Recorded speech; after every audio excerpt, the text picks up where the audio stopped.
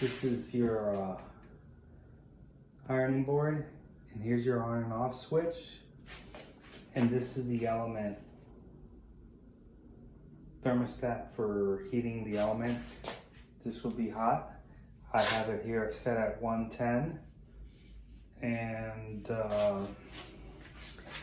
then you can use this foot control, and when you step on it, it sets off the suction. So if you're going to be sewing, ironing,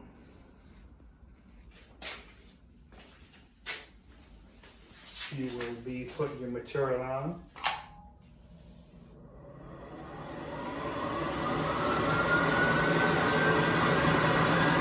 Set it up.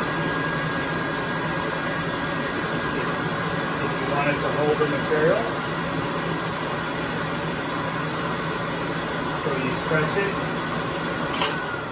then you can let go, and then you can iron. Or you can keep it on while you iron.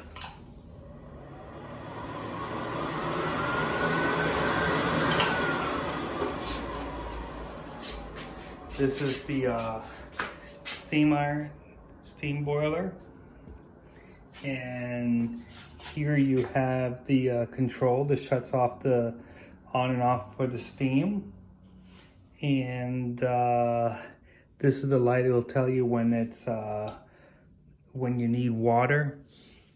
It will turn on, and then here, this is that you know that you have the steam is ready to go. The pressure is right, so you'll have steam. And this is on and off for the iron. So you can actually turn off the steam and still be able to use the iron and it'll be hot. Or you can turn this on, and then you have continuous steam.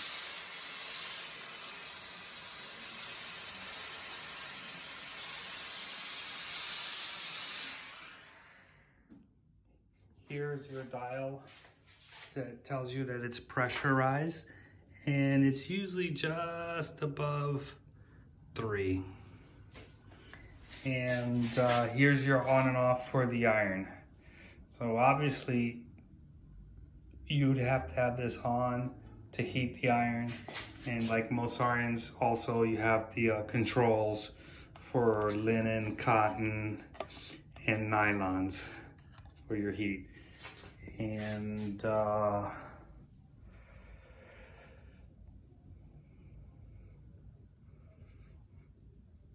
what is good, I recommend that if you're not using it, just shut it off.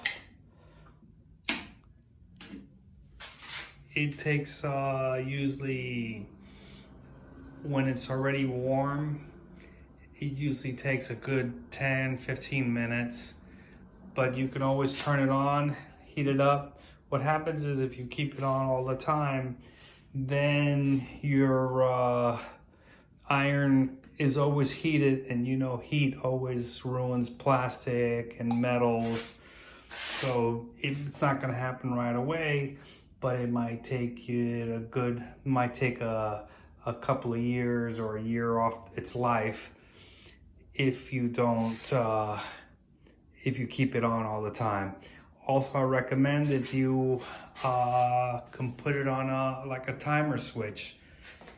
It's a 110 timer. That way, you know, if you forget to turn it off, it'll automatically shut off.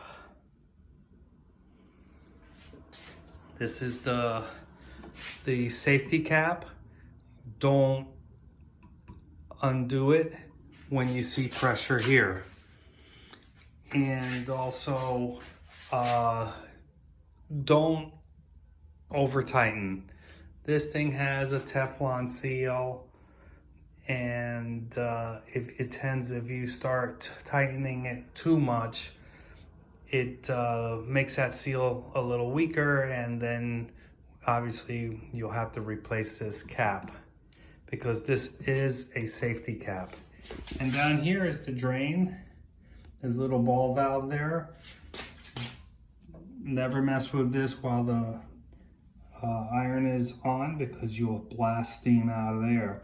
But that's good for cleaning and clearing out any of the debris that gets caught up in there.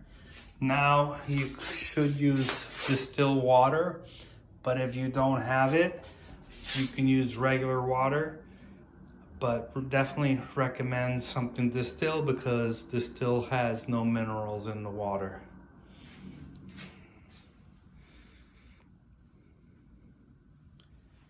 And that's all, folks.